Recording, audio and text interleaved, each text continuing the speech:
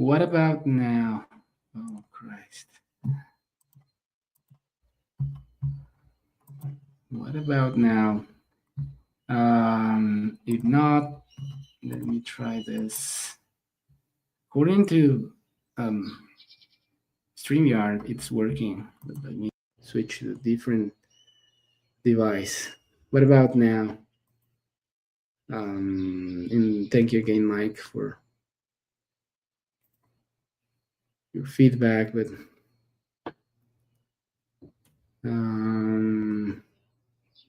yeah, this is so unfortunate. Seems like it's working now. Yeah, according to my monitor, is working now. But let me know if that's not the case. You can see me. Thank you. Thank you, Sage. But the question is, can you hear me? Can you hear me? Man, this is so weird.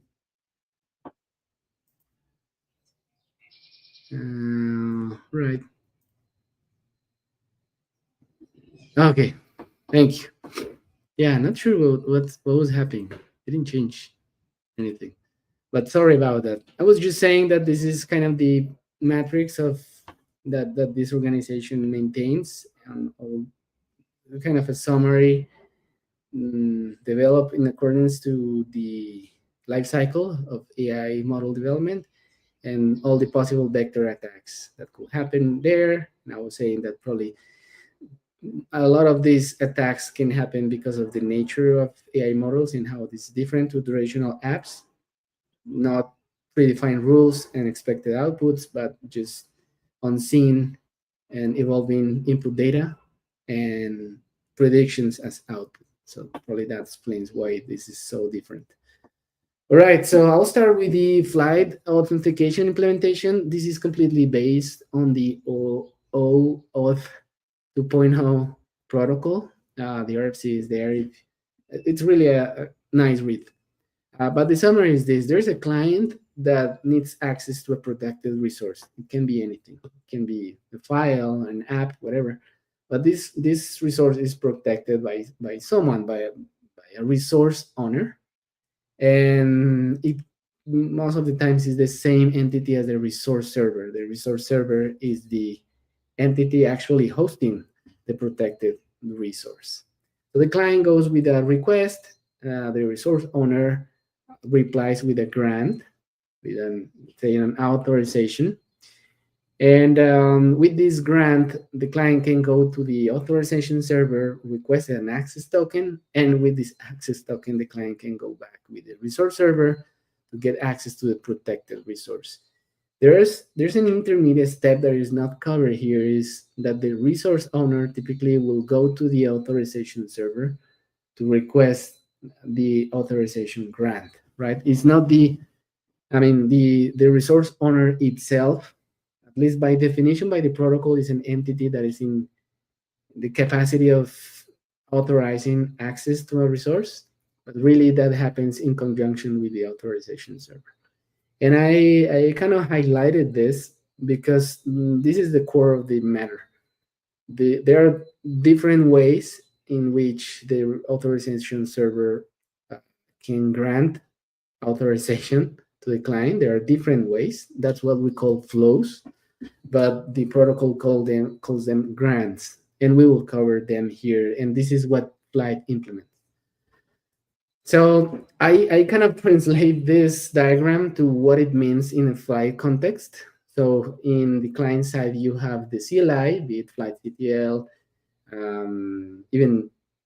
probably even unionCTL, but flytectl, PyFlyte, the UI, or any other system that needs access to a protected resource. In this case, the protected resource is your compiled workflow definitions or task definitions that are handled by Flyte Propeller. Flyte Propeller is Flyte's execution engine, the one that translates whatever you define in your code. It's compiled into protobuf, serialized into protobuf, and Flyte Propeller grabs this and translate this into actual execution in Kubernetes or Spark or Ray or any other plugin, right? So what happens here is that these clients again request authorization to Flyte Propeller. Flyte Propeller itself is not an authorization entity, right? It goes to an authorization server and requests a grant. There are two types of supported authorization server in Flyte. Now, one can be Flyte admin itself, the Flyte control plane. It comes with a auth server that can grant certain types of authorizations, and also you can use an external IDP. It can be Okta, auth0, Keycloak, some others. But Flyte Propeller, instructed by the client, will go to this external entity and will request the grant. If it receives authorization, it will reply to the client, and the rest of the flow will go like this, right? It's the Flyte admin auth server or the IDP who will emit the access token, and finally the CLI will get access to the protected resource, kind of creating a new execution. If you're going to do pipeline run, whatever, right?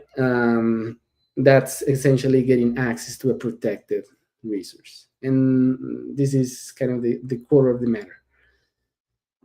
But there's an additional layer that Flyte also implements, which is OIDC. OIDC, it's not an extension to auth. It's a separate protocol, but builds on top of auth, and essentially enables the client to verify the identity or validate the identity of the end user, right? Because if any of these systems probably have an end user behind, the CLI will have some of you, I don't know, running a command, or the UI, same stuff.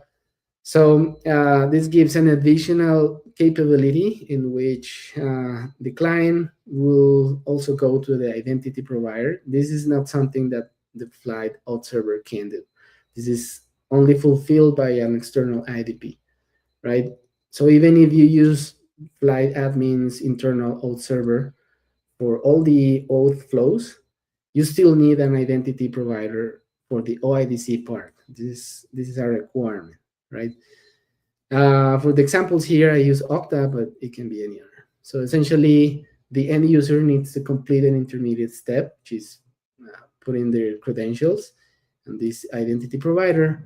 And the provider, if this is successful, it will retrieve and it will send the user info to the CLI to identify who did this, right?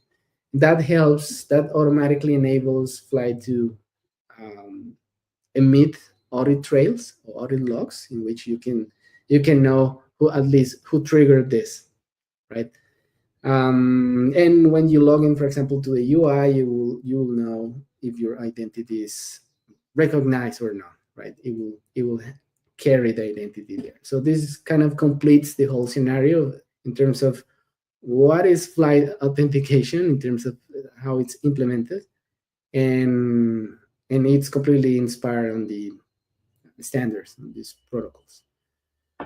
So what are these supported auth flows or authorization grants? So the first one is most common. This is the default in Flyte. We call it PXE, but it means proof of key code exchange. And we'll see a little bit how it works. So essentially, if we zoom in here on the interaction between Flyte Propeller and admin, or the external IDP, what happens here is that Propeller will go to this authorization server, and it will go using this flow. This happens by default in Flyte. It will perform an authorization request, and it will add a code challenge. This is a one-time randomly generated string that is sent as part of the payload of the request, and this is typically done over secure channel or over TLS.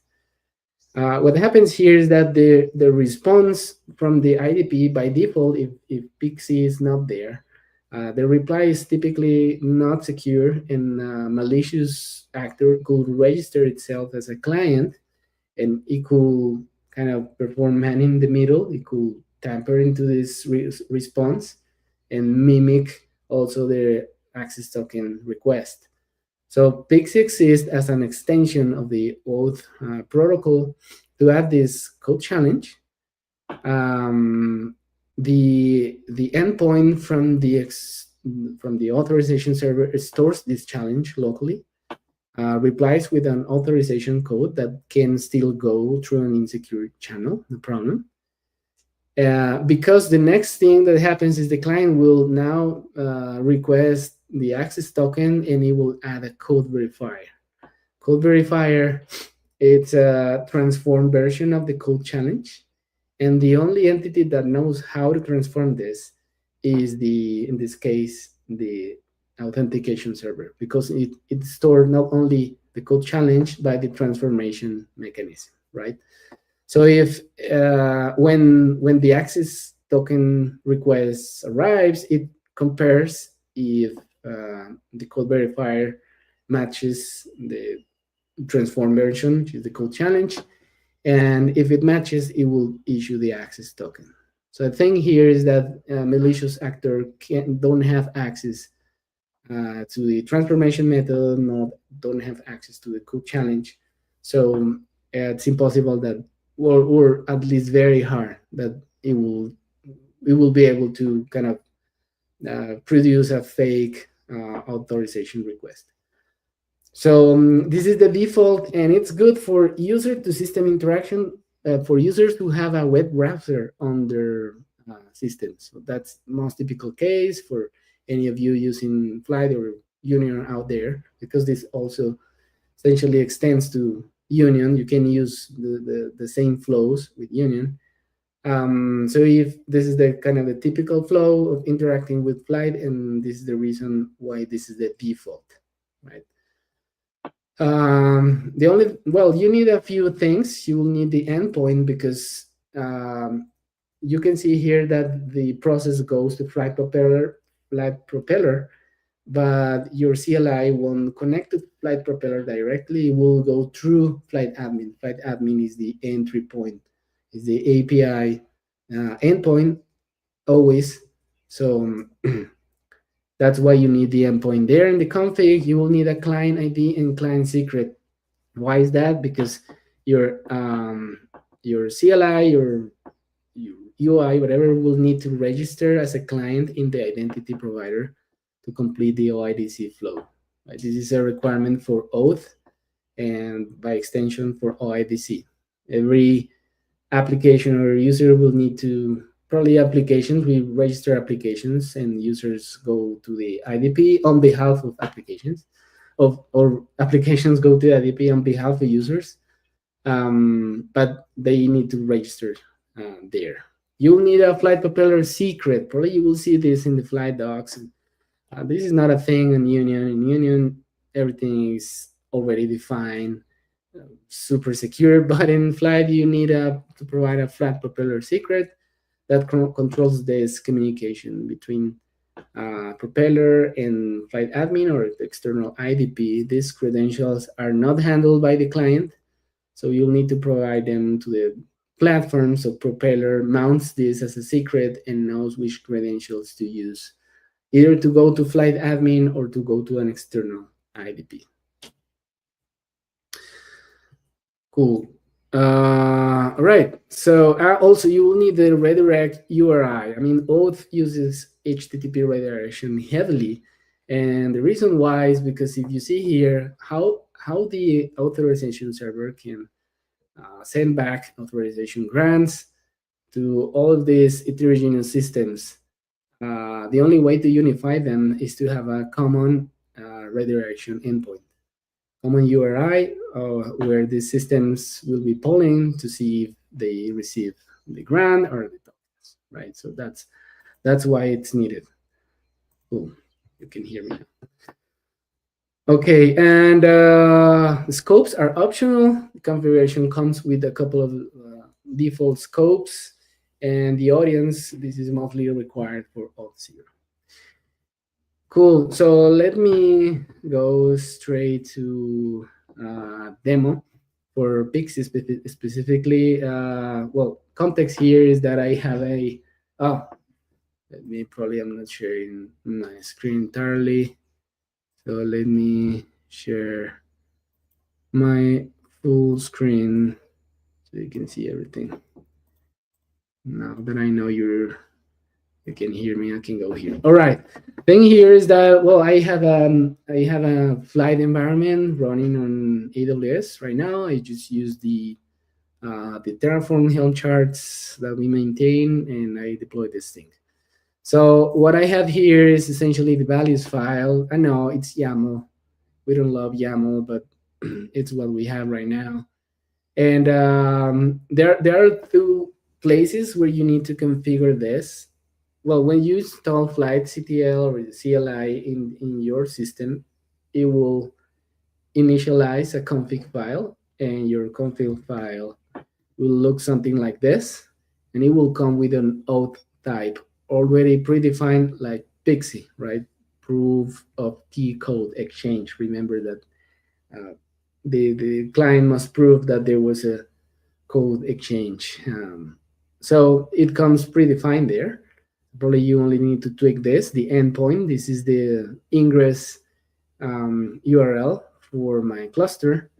And that's nice, but at the platform level, you need to configure a few things. So all these YAML exists for a reason. Essentially, I'm using here the internal auth server, what we call here the self auth server.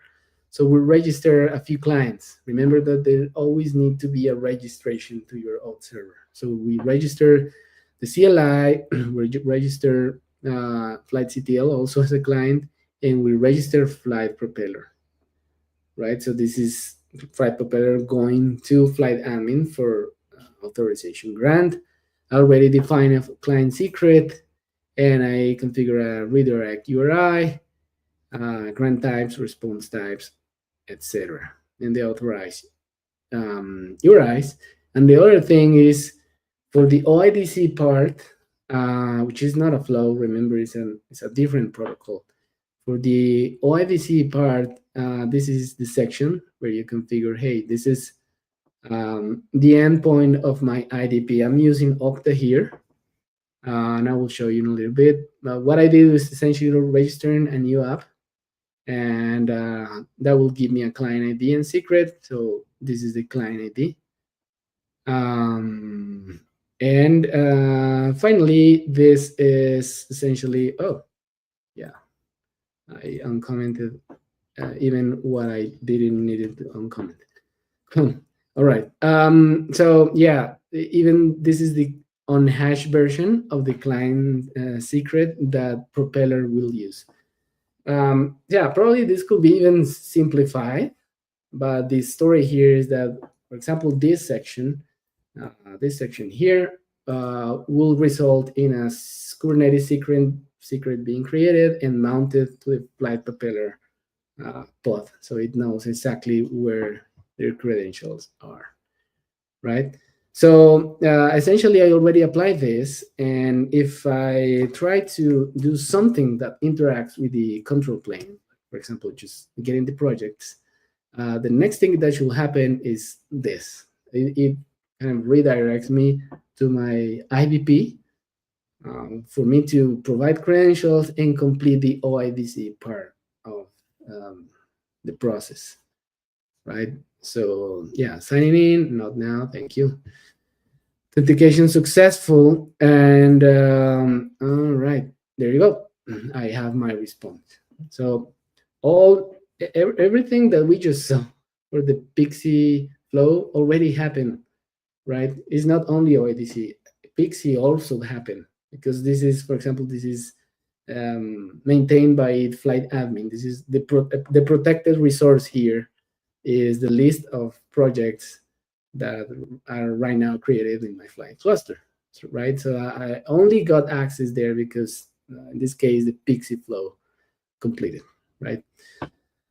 Okay, again, at any point in time, let me know if there's any question. Drop them in the chat. Cool. What is this? Okay, yeah.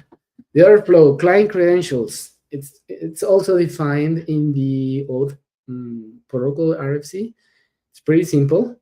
The client goes directly to the authorization server and requests a token. And if it's successful, it will get a token. So it's good for system to system communication. And this is especially important because the client uh, needs to be a trusted client, one that can securely store credentials. And this is the flow we typically use for CI/CD systems, right? So if you have, for example, GitHub actions, um, this is the flow you will use, and I will show you right away.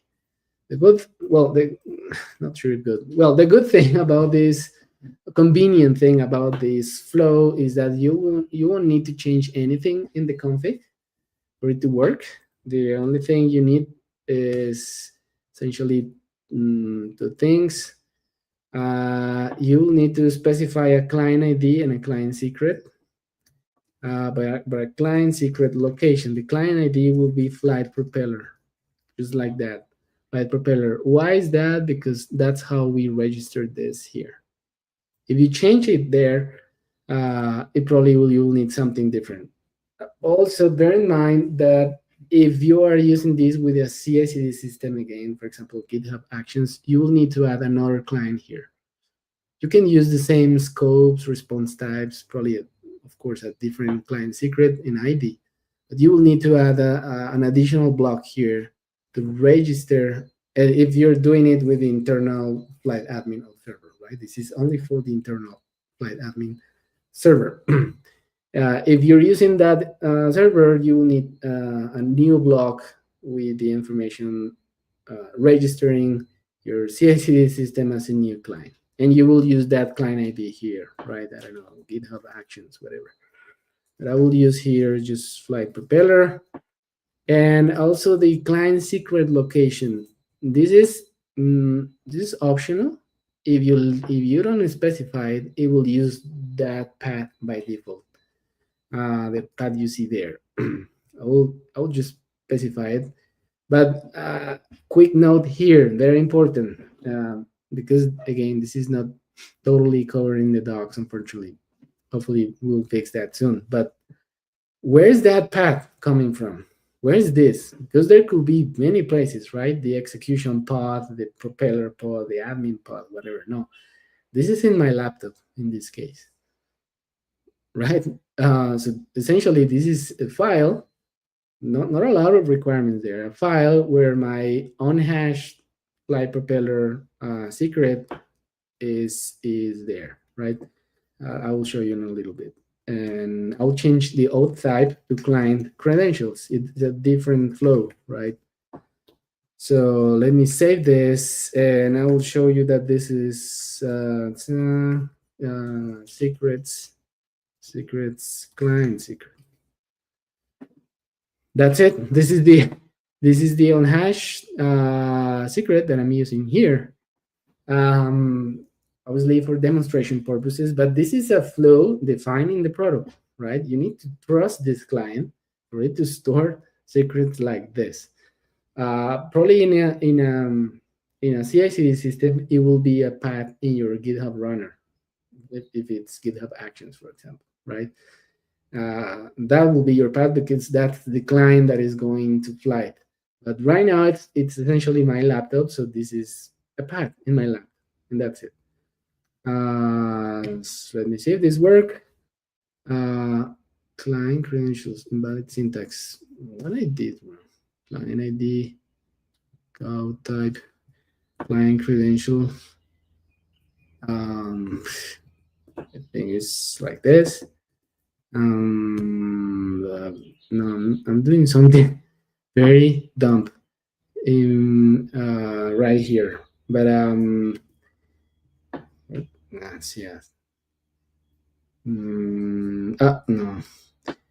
Let me see real quick here, but in the meantime, let me know if there's any question whatsoever. Let me see. No question. No, no questions there. Awesome. Has to be something really dumb.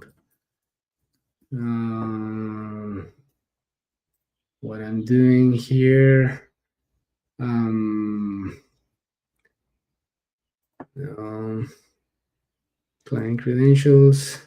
Yeah, that is the name of the flow. What I'm doing here. The point here is that essentially the flow is just like that. Client credentials. Yeah, that is correct. And credentials. Let me even look at the code. I don't expect that you. I hope you won't need to look at the actual code. But but I had to do it to make this work. And credentials. Yeah, that's the correct name. Well, there's something very dumb that I must be doing right now. But yeah, that's essentially the idea.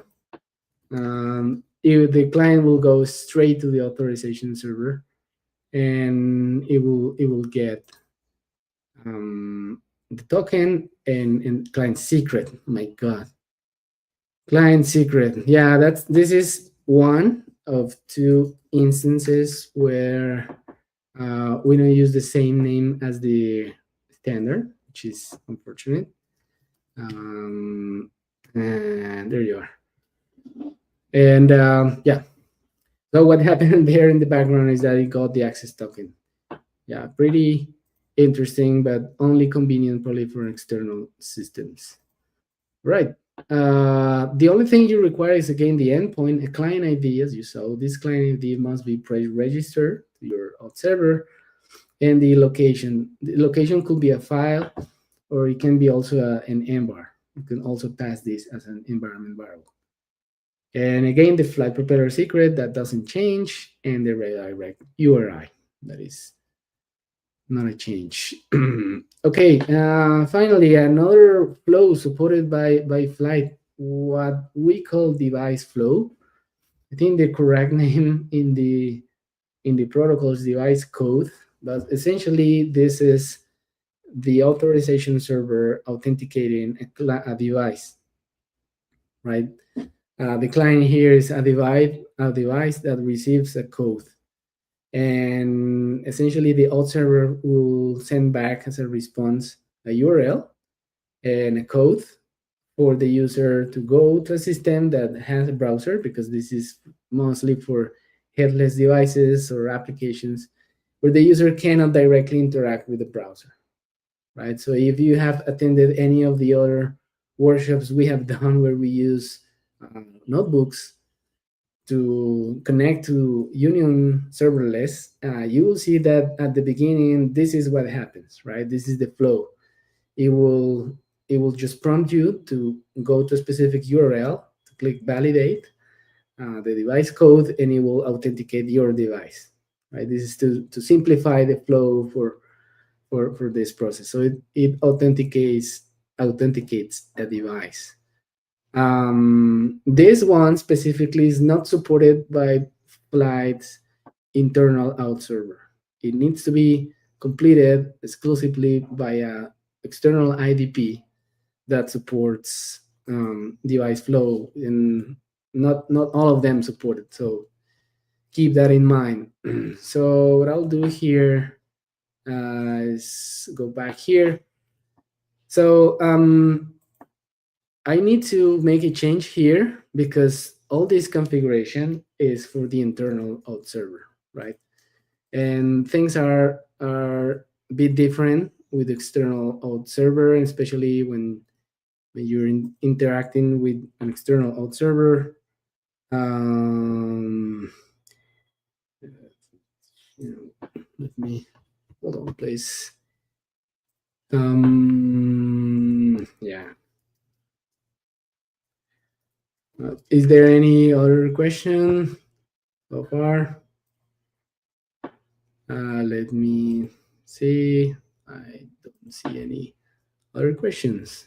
Or everything is crystal clear, or not. Come on, RC. There you go. There you go. I will comment this. And yeah, not great. Again, it's YAML, but at least I'll go until here. And I'll uncomment here a bit of explanation here. For the external auth server, the config is a bit shorter. Essentially, you specify that this is an external server. And something that I already did was go to Okta. Let me show you my Okta instance. To show you a little bit of what I did. Essentially, I configure a custom authorization server, right? Yeah, that is great. Yeah, let me show you in a little bit, but once I get the code from my app. But what I did was essentially configuring a custom authorization server. With this, I use essentially Flyte docs, and the server is configured to uh, permit the device code authorization flow. That is what happened there. And one thing that is important here is that you can strip all the other clients we registered before, right? As you can see, it's pretty short, much shorter. But one section you need to leave there is this third-party config one, what we call here Flyte client. This is a new app that you need to register and create it as a native app and enable the device code authorization flow. So this is the client ID for that specific app, right? So this is what Flyte Kit in this case will use to go there and request the URL and the authorization code. So the rest is similar. Again, you need to use the base URL of your custom authorization server and the client ID that you were using for authz. Probably the rest doesn't change. So I will apply this real quick. Yeah, once it's done, we will be migrated to using an external auth server. Describers. Something's happening with AWS right now. The kind of stuff that never happened to me before. That is awesome. Yeah, but the idea here is that essentially, let me see if there is a report of this. But I can go back to the presentation in the meantime. So essentially, it will do what we discussed. It will get sent back a URL, and we can authenticate the device and continue the flow. That is device flow. It requires a few things. Again, the endpoint, the client ID, especially the one we call Flyte CLI, is the one that needs to correspond or match to an application that is registering your IDP and that has enabled the device code authorization flow. All right, so that's it in terms of supported flows for Flyte. I think there's an additional one that is external command. If you have a script, you want to fully control the way your client authenticates to Flyte. Flyte supports partially the external command flow, and what I mean partially is that right now it only runs the command once. So they have some limitations in terms of refreshing tokens and stuff. So that's the reason I didn't cover it here. Those are the three main ones and cover the majority of the use cases you will need. So that's authentication, that's controlling access. But what happens once you have access to the platform? For many years, Flyte users have asked this question: how to do role-based access control, right?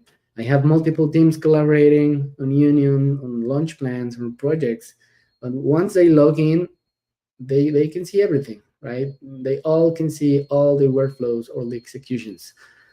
So how to control that's a next stage, the next step. And the problem with RBAC is that different to auth authentication, there is no standard, right? There is not an RFC. Hey, this is how you do RBAC. Now, probably every organization will have a different mechanism or will have different requirements for doing RBAC. It's pretty hard. It's hard to maintain, and it's very sophisticated, especially for because most of the Flyte constructs live either as ID as compiled protobuf expressed in the intermediate definition language from Flyte. Some of them are theories, some of them are handling it in the database. It's pretty hard to define the level of um, granularity you can implement for role-based access control. So those are part of the technical reasons that led this to be a union-only feature. RBAC is a union-only feature, and I'll show you a little bit how it works. So a bit of a overview.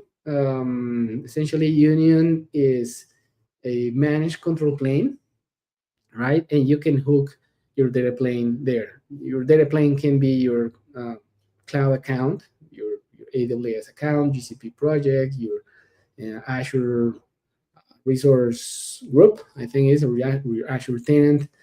And we'll deploy there an operator that will turn your Kubernetes cluster into a machine learning powerhouse with unions features. What you can control there is the way this operator connects to the control plane. It's again your auth flow. The auth flows you define, you can control this. And one thing that is coming is that your customer cloud could be also your Kubernetes cluster. We're working on something we call BYOK, bring your own Kubernetes cluster. So if you have bare metal on-prem clusters, you will be able to deploy the union operator there and hook it into the union control plane, which is awesome.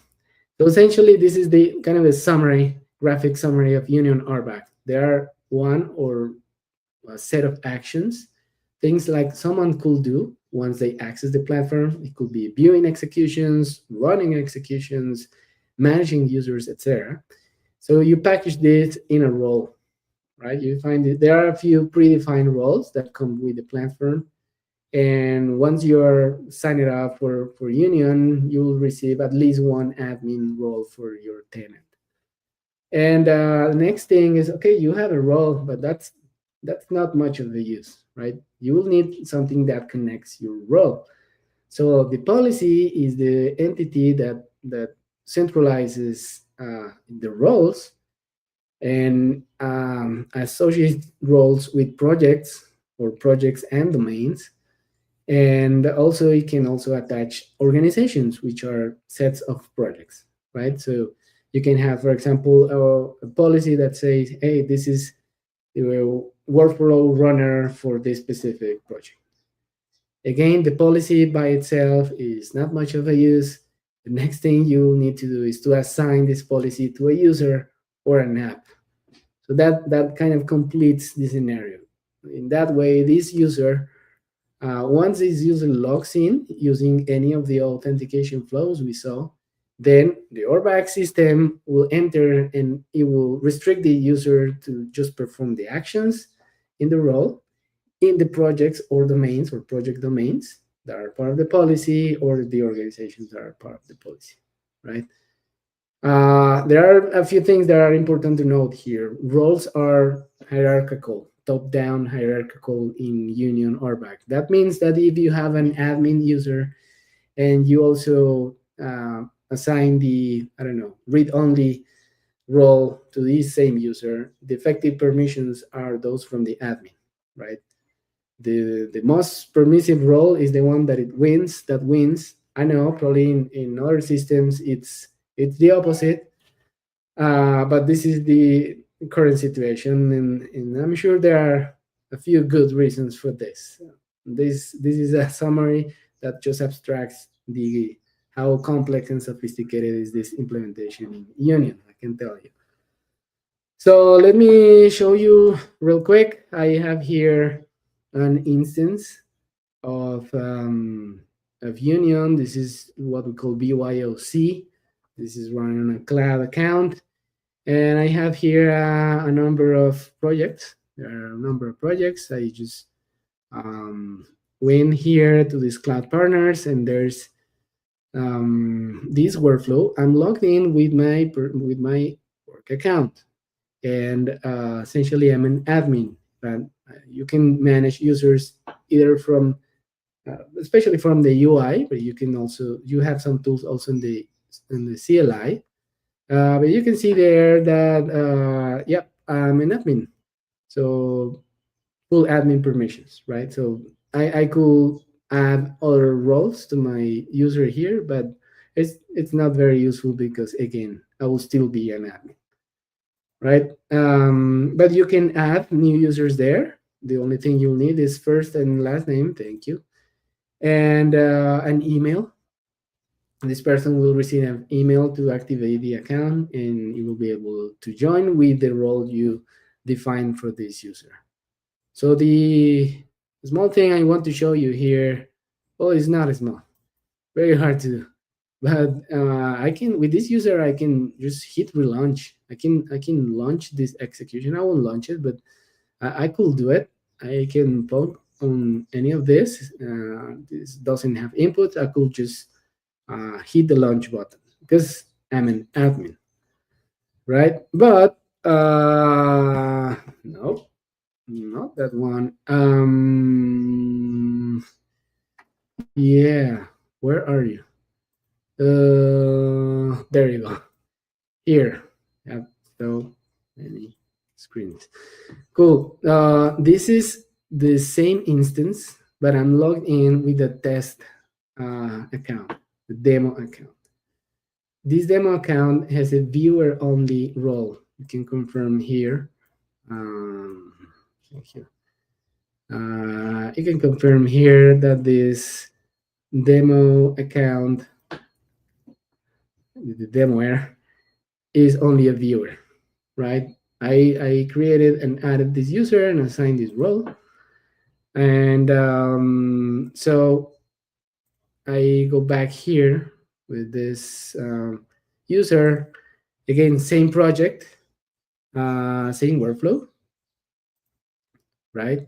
So if I want to relaunch this, so what if I try to relaunch this? Yeah, it should prompt an error. Awesome. Yeah, let me try, because this project is essentially viewer. What's happening today with demos, man? Yeah, that is great. Not sure what happened, but it used to prompt an error, believe me, that says, hey, you're not authorized to do this. You're not authorized to do this. And so why can I see executions if I cannot run them, right? What is the point?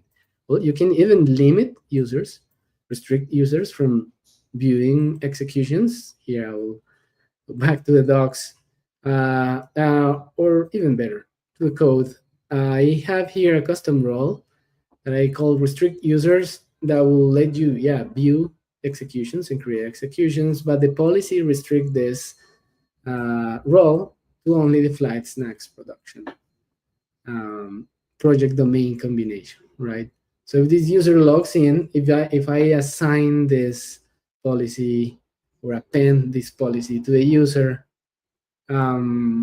essentially once the user logs in, the only executions that they will be able to see is the ones that are under this project and nothing else, and only will be able to run project executions there and nothing else, right? So yeah, that's pretty much it. I'm wondering if there are any questions. I don't see any. Let me stop sharing. Maybe that helps. All right. Is there any question? I assume that you still can hear me. Otherwise, it was just a very long monologue.